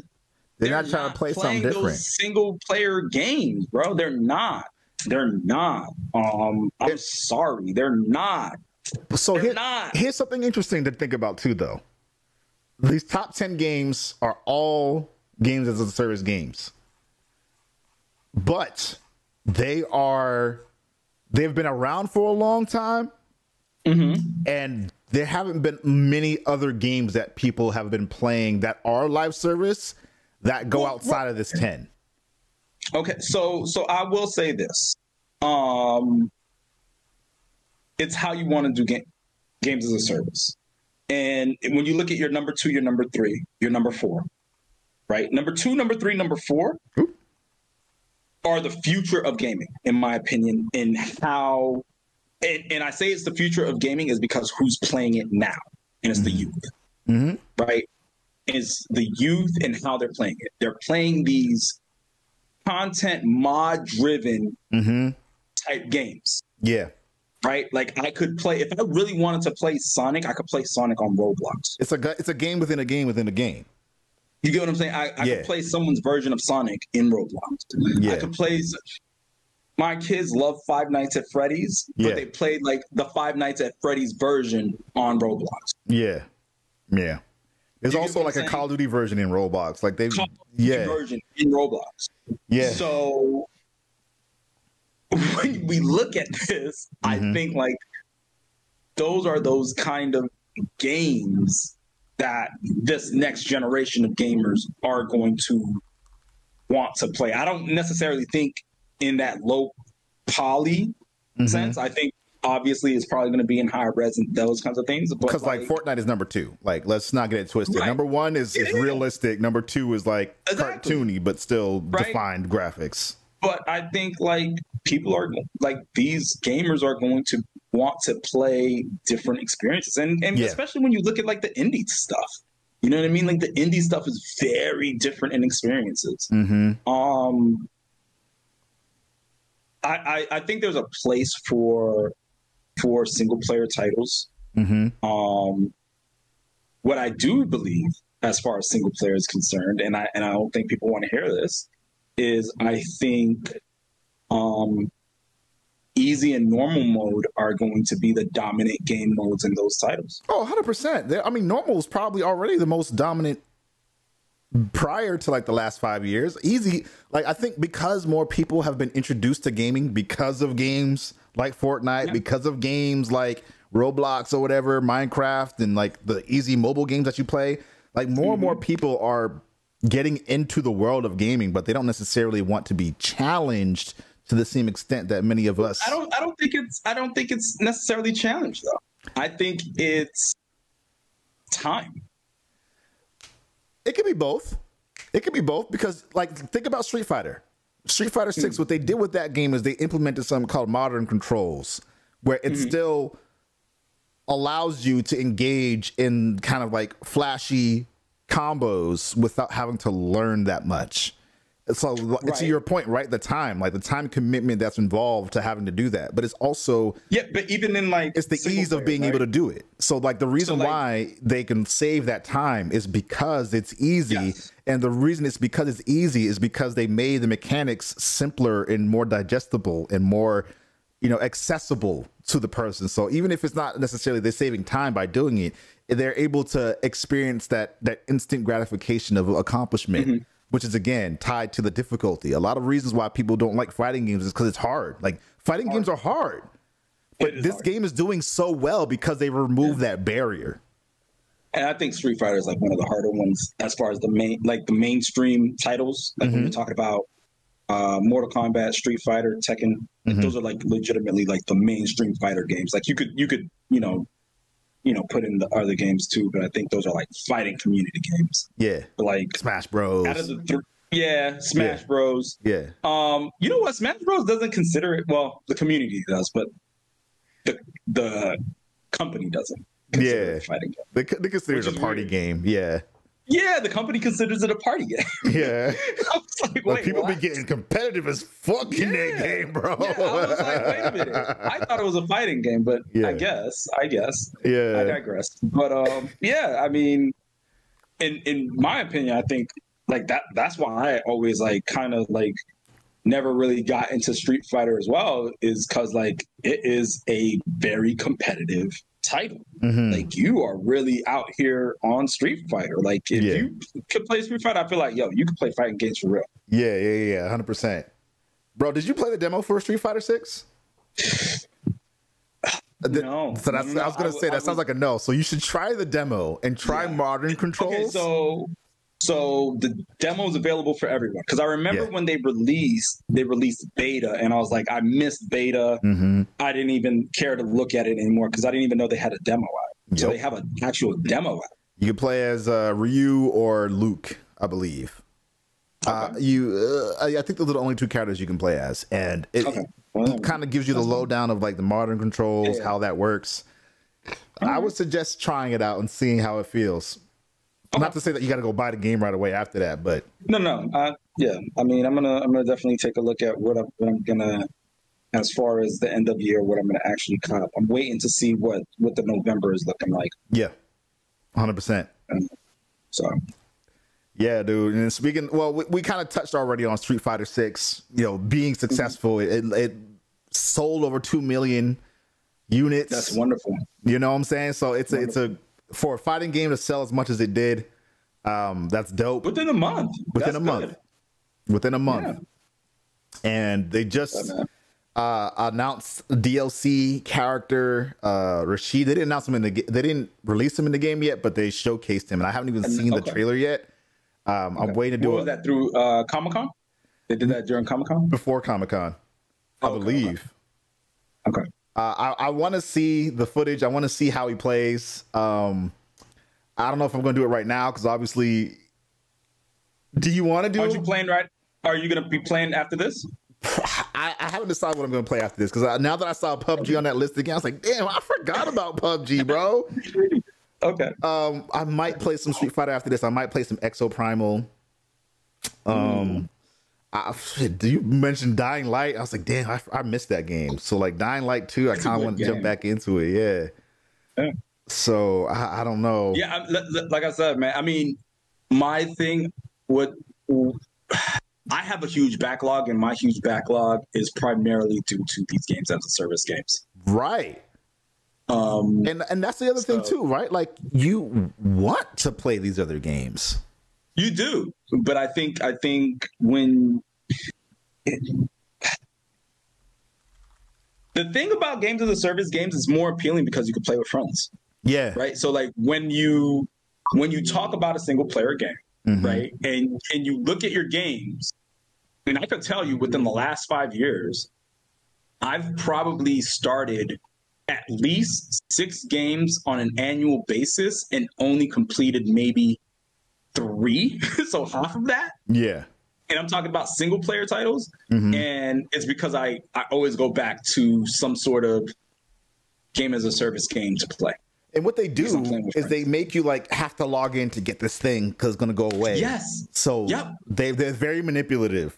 As much praise as we're giving to games as a service right now, I don't personally want games as a service to be the future of gaming because of stuff like that. Like I think there's a lot of really cool stuff that's happening in other games that's getting ignored because of this, because they like Genshin Impact. I play it all the time, but if you don't log in every day, you miss out on those primal gems, you miss out on those materials, you miss out on the resin, you miss out on all that shit. It's the same thing with Apex Legends. You miss out on the exclusive bots.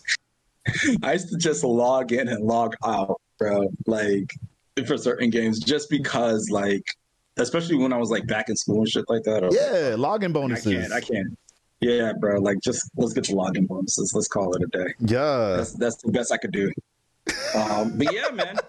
I mean, that's games as a service, and I mean there are things in these games that I don't like. That I think that I think even certain outlets like did rants on recently on games as a service, specifically.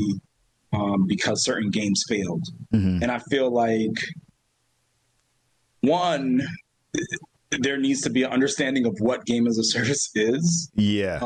But two, I think there are things in other games that that games as a service games borrowed from and have really, really not exploited, but like there's just too much of at this point. Like I have a very like my issue right now with gaming in general is the color rarity system. Like I think too many games have or utilize the color rarity system. Like they just shoehorn that thing in there. They're like, all right, we need tiers. Oh, color rarity system. Yeah. I mean, what would you recommend instead? I mean, like people are used to seeing a certain kind of visual language to help identify and correlate with them. So like, for example, like when we play Dying Light, how weird was it to have the jump button on R1, even though it made sense? How weird was that? So there's two things.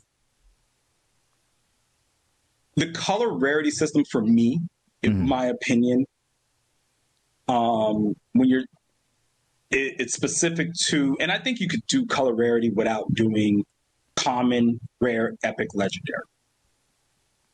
Mark 1, Mark 2, whatever. Yeah. But when you say common, rare, epic, legendary, like there should be a reason why this product is legendary, this weapon is legendary, this armor set is legendary. Like there should be lore behind it. Okay, and maybe it's me being spoiled from the MMOs, right? From like, you know, when I used to play TCUO or like my little stint in Destiny 2, whatever. Like there's a reason why that's legendary. And I also think like that's good and bad nowadays because anyone could just make lore. Yeah, say, right. That's legendary. Right. I think there needs to be more than that at this point. Like I feel like gamers are smarter. But like just to be like, oh yeah, this is legendary because it's legendary. Like I see what you're saying. So like I know I keep bringing up. You added a second attachment because it's legendary. Like, yeah. Destiny did that for some of their guns. And then I'll be the first to say that I say Avengers a lot, but it applies a lot to a lot of the shit we're talking about. Yeah. Avengers is notorious for that. Like they'll call some piece of gear legendary or iconic, and then it's just like, bro, this does nothing to help. Legendary didn't even. I mean, Avengers didn't even need a color rarity system. I don't think they needed that system where it was common, rare. I think they could have done like Mark 1, Mark 2s. And it fits more in line to their universe because even the Iron Man suit was like Mark 1, like when you're talking about technology, like you could do, I think you need to do something different. I understand you want to like kind of like, you know, make things common across the board, but like when things become too common, there's no reason to obtain certain things. Right. The issue, yes, that, but also the issue with like them making higher rarity items just a rarity versus like it does something special for you. Yeah. It's like, oh, I got this thing to drop, but it doesn't do anything for me, so I just ignore it. That's my biggest issue. Attributed like Division 2 runs the rarity, and it's like Yeah. It's a common weapon because it doesn't have any attributes attached to the weapon. But if it's one attribute, it's a rare. If it's two attributes, it's a epic. But if you get three attributes with it, then it's a legendary. And it's like, okay, that's cool. But I feel like that makes sense, honestly. But to that point, also it's a story-driven game. Like when what makes that legendary? Yeah. Right. And I think like certain things in Destiny 2, I feel like, which I think they're gonna use this mechanic in their next game. But like, how many guns did you get? How many kills did you get with that gun? How did you get those kills with that gun? Where did you get those kills with that gun? Now that gun is uncommon. Okay. It's like evolving guns or something. It's evolving guns. Yeah, they're doing that in Warframe. They've been doing that for a little while now, actually. Okay. So some guns, like you have to do certain tasks to kind of upgrade them and make them better. Now, incarnate weapons. Yes, and now you're telling me now I'm like, okay, that's a legendary gun, bro, because I had to do all this stuff with that. Yeah. Yeah. Like, that's not a common gun no more. Like, you can't just, you know what I mean? Like, yeah, like, I made it legendary versus weapon. You telling me it's legendary. I made it legendary. Yeah. I got you. You know what I mean? So, but yeah, that's my gripe. That's my gripe. I feel like too many games are just utilizing it, and they're just, in my opinion, just shoehorning that stuff in. I feel you. They want to have a mechanic to kind of get people to care about unlocking more shit. Yeah. Because it's common across the board. Yeah. I got a question for you. Yeah. There's two things we can do to end out this stream or end out the podcast. We can end it here, or we can take a look at these trailers for you could look at these trailers. I don't mind. Okay. So what I'm gonna do, I'm gonna pull up the Rashid trailer for Street Fighter 6. And then I'm gonna also pull up oh wow, this is a character guide. Okay. And there's a reveal trailer as well.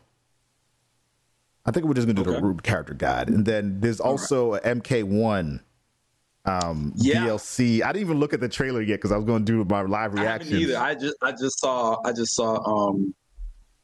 the pack. Okay. Yeah, okay. Let's run it. All right, we'll do the MK1 pack for show first. Let's go watch on YouTube. Close that. There we go. I want to play the sounds too, but I'm sure it's going to get DMCA'd. I'm just not play the sounds because y'all know what it is, chat. Y'all know what it is. If you want to see the trailer, here's a link to it right there. The battle between good and evil is eternal. There you go.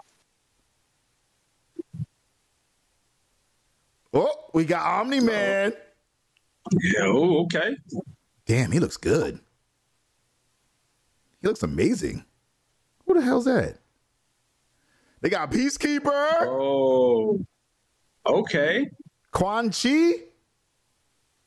I don't know who that is. Is that supposed to be Liu Kang or? And then they got Homelander, bro. Wow. Okay, so is this the norm? Is this going to be the norm? Because this is the second game he's in now, right? Oh, right, because Warzone. Because Warzone. Yeah. Interesting. I feel. I don't know. I mean, I don't know if it's going to be the norm that he's going to be in everything, but it makes sense for him to be in this. Not him, but like as far as like crossovers, characters. Yeah. I think because like comic book characters have been in like Fortnite for a while now too. So like Spider-Man's been in there. Wolverine's been in there. Right. Batman's been in there. So it's always going to be a thing, honestly. And Mortal Kombat has been kind of become known for their cameos and like who else from other universes they bring in. Yeah. Homelander. That's going to be an interesting one. Homelander versus Omni-Man. Everybody's wanting to see that all the time, so that's going to be cool. I'm a little skeptical about Mortal Kombat. Oh, you're breaking up just a little bit. Oh, my bad. Let's wait for the. Is that me? It might be. I don't know. Well, chat's gonna have to let me know. Is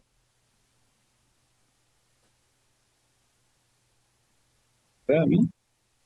Oh, it might be me. Mic check. Mic check. It might be me. Ooh. What the fuck? All right. I think we're back on. Okay. Okay. Yeah, we're good. All Dope. Right. Yeah, I probably could have played that trailer with music on. I don't know. Whatever. We'll play the next one with the sound on. If I get DMCA, whatever. We're at the end. Yeah, exactly. So like, what are you gonna do? What are you gonna do?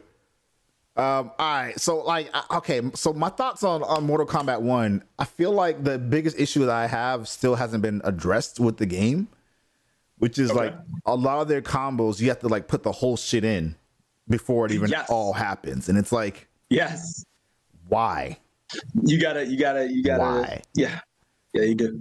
And like Street Fighter, like you kind of have to buffer and inputs, but not the whole combo. So it's like, all right, I know I gotta do this, and then if it hits, it's like a hit confirmed. Like everything, you have a little window where you can press it after versus like having to put the whole thing in. Now I don't know why Mortal Kombat does this. It really bothers me. It irks me to no end. I was playing more MK11 and I was playing with Spawn. I'm like, yo, they did such a good job with bringing Spawn into this game. But for some of his combos, you have to put the Spawn's in 11? Yeah. Yeah. Okay. It's dope. He's so, and like Keith, what's his last name? The dude who voices Spawn in the HBO like animated series, and the dude who's on Greenleaf. Anyway, he's voicing him, and he does a phenomenal job, and it's just so sick. Okay. And I just don't understand like why they had to make the game like feel like that. And I know they want to do something different, but like, it then becomes like the whole question of like, are you doing something different just to be different or because it's better?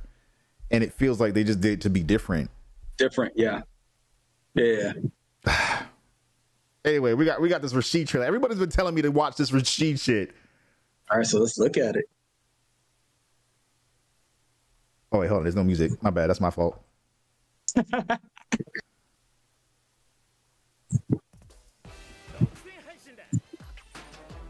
Unleash multiple chops while spinning. Okay, so he's got the spinning mixer. That's his kind of signature move. But he looks sick though. Yeah. Like his costume, the flowiness of it. I like that. Looks good. Change direction depending on. Actually, you know what? I'm gonna do the trailer. I feel like the character breakdown is good. The trailer is gonna be quicker, and it's gonna kind of give you an overview of like everything that's happening. Okay. With it.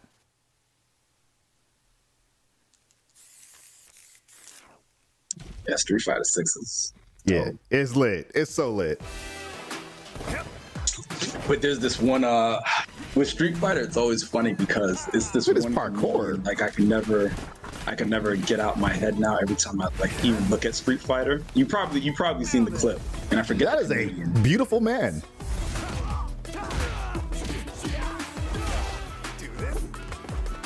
Okay.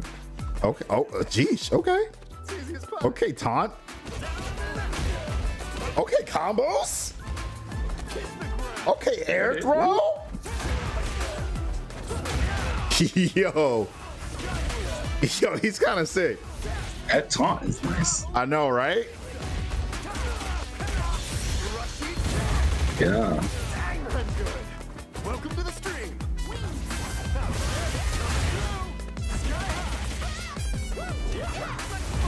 I'm impressed. Damn.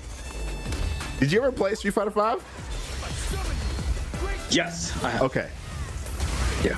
He was in that game, and he was always Jesus. Was it? He was in it, yeah. But it was his first time being in Street Fighter.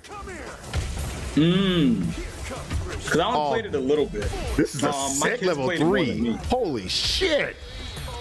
And cut. Hope the camera got my good side. Wow. He's sick. They got him high flying, jumping around, and they got his old costume. There you go. You should try. What? No Street Fighter installed right now. Yeah, just let me slide in and install that now. Try the demo out, bro. Like they did such a great job with this game. They put their whole foot in it. They used the underarm energy, and it was great, bro. Like, all right, I'm definitely gonna check it out. Yeah, I do recommend seeing about that. And for those of y'all at home who have not picked up Street Fighter, you're thinking about it, you're maybe considering, you might want to. Honestly, it's so good. It's so fun. And with that question, did you just quick? Did you get to beat Final Fantasy 16? I didn't beat it yet. I have still been playing it though. Okay. And I've been streaming it too. So it's been it's really linear right now, and there's not a lot of opportunities to grind as much as I would want to kind of like really see what the characters can do. But I'm also still kind of early in the game, so maybe that will change. Okay. And I agree, Toast, man. Capcom's artists deserve a lot of credit for Street Fighter 6. They absolutely do. Yeah, no, it's a really good looking game. Mm-hmm. Audio lover. I remember when I first saw it, there was impressive. What's up? Right. Where can people go to check out more of what you do? Yeah, at the Audio Lover, YouTube, Twitch, Twitter, and TikTok. I'm also on Instagram, so you could find me there. Come chat with me, comment. But definitely YouTube, TikTok, and Twitter. Love it. And y'all know what it is. If you want to see more Black Only content, go to blackonly.com/gaming. Got my own gaming section of the website. You can get links to pretty much all of the stuff that I do in the gaming sphere. If you want to check out my art, I also have plenty of that on there. I have tons of stuff on my store. I've got art, prints. I've got the comic book. I got T-shirts. Yeah, we need a link on the comic book right now. Link on the comic book right now. Let me put that in the chat real quick. Anikata. We got that. As a matter of fact, Oni, I don't want to see a stream with you not putting the link for the comic book in the beginning of every stream from now on. Fair enough. That's all. Fair enough. We got the hoodie with the Black Only on the back. Yeah. Okay. And then we got the logo on the front. You know what I'm saying? This hoodie is. I know it's hot as fuck outside for most of us, but this hoodie when you somewhere chilly. This is it right here. This is you see this lining right here. Listen to that. Listen. I don't know if you can hear that. It's soft. It's soft, baby. It's like the heavens. I like that. I like that. Make sure we keep that. But right now, we're gonna have to switch back to the comic books because it's just a little too hot. We're gonna come back for that in the winter though. We definitely go. But these comic books, no, for real. Yeah. These comic books, we need to get these comic books moving. Yeah. So definitely, all y'all, go on there right now. Go to the store. Make sure you cop a comic book. Matter of fact, cop two. I mean, listen, you get yourself a digital version as well. Unlock the digital version. Oh, I grabbed that. I grabbed that recently, actually. Nice. I grabbed that recently. Good. Happy to hear that. Because I've had physicals, and I was like, I had to put things away. I was like, let me grab the digital. Let me grab the digital. Yeah, so, y'all make sure y'all get them comic books, man. Mm-hmm. Support your boy. Support it, and everybody, I appreciate y'all for being here for this podcast. We're gonna keep the action going with some more gaming after this, but yeah, man, thanks for joining me on the podcast. It was good catching up. No problem. It's good getting the content out there. Make sure you go follow his TikTok. Yes. He just made this, and it's just blowing up.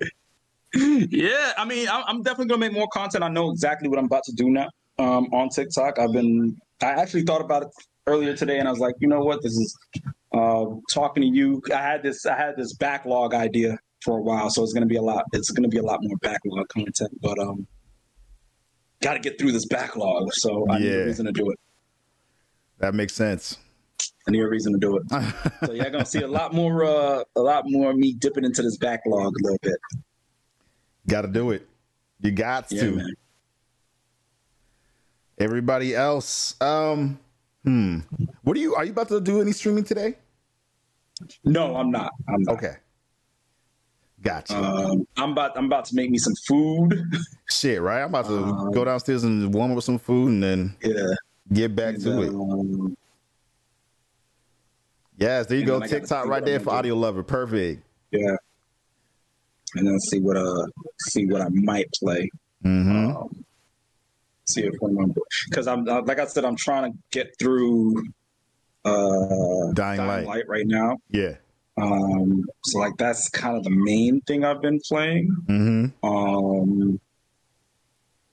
And another damn game as a service is about to come out, so I'm trying to like get through things before Wayfinder comes out. Oh right. Oh man, yes. Woo! Can't forget about that. Couldn't say too much about it, but yeah. Well, they announced I think next month they're doing early access. Yeah. They just announced that. They just announced it. That's, I was supposed to think they were supposed to have that. Shit happens, y'all. All right. This game development is hard and it's very complicated. They were going to have it earlier than that, but things came up. Okay. So I will be first in line to start making content for that, because when I did that interview, people seem to really like that. Yeah. So. Oh yeah.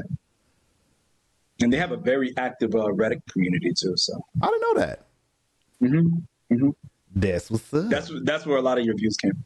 Oh really? Right now. I could believe I'm on there sparingly. On there sparingly, but I remember I saw your video on Reddit before I saw it on YouTube. Damn. And people were like, "Yo, for real." So I was like, "Oh, okay." Damn. Hold on, I'm gonna have to do a little quick search real quick. Black Oni Wayfinder Reddit. Someone put this shit on Reddit. Yeah. Who did that? Who did that? Basic Cauliflower? Yo, thank you for doing that, dude. There's an unredacted character right there. Yeah. Who is Black Oni? Oh, okay. Well, yeah, there you go. Oh, there you go, Audio Lover. I see you. I'm telling you. Okay, that's what's up. Gravitas that he's mentioned without additional context. Okay. One of the worst parts of the streaming community is that one can be popular within a siloed fandom despite algorithmic value variables. You have to explore. Yeah, I guess you will have to do that. The Rally Killer. They will. Yeah, they will. The guy in that looks like Steve from Warframe. And it's funny, like, this is a well-known artist too. So like, regardless of where you are or what you're doing, like, there's always going to be somebody who don't know who you are. Who you are, for sure. There's always going to be somebody. So yeah, dude. This is Joe Mad. He's like, he's been working in comics for decades. He's working in games for over a decade. So yeah, y'all, like, that is what it is. I'm gonna let you go. I'm gonna go BRB and grab some food. All right. Appreciate you, brother. No problem. No problem. You know what? You know what I'm gonna do? I'm gonna eat and I'm gonna watch this damn House Hunters. Yeah, man. I'm gonna get inspired. I gotta get inspired, man. I gotta get my crib, man. Yeah. We were just watching HGTV today too, getting some ideas. All right. For upgrades. Oh, that's what it is. That you get a crib and you start watching HGTV. Bro, I've always liked HGTV, so like being on HGTV was like, yo, this is crazy. I'm on the show that I watch. And then like seeing, I don't know, but I've always been a fan of HGTV, so it's cool. Izgishi. You know what I'm gonna do? I'm gonna eat. I'm gonna watch this character breakdown of Rashid, and then I'm gonna play some Genshin Impact, and then play something else. So I gotta log in and get my fucking bonus for Sunday. Get on my damn nerves. Those damn game as a service, bruh. All right, fam. All right, bro. Have a good one. Peace. Peace.